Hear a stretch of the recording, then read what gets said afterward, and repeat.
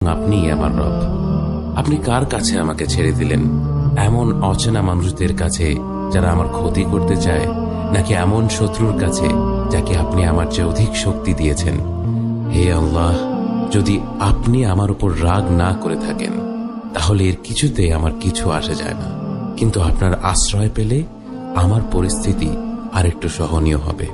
হে আল্লাহ, আমি আপনার চেহারার নূরের কাছে আশ্রয় চাই, যা সব অন্ধকারকে উজ্জ্বল করে দিয়েছে, যা দুনিয়া এবং আখিরাতের সব বিষয়ের সংশোধক।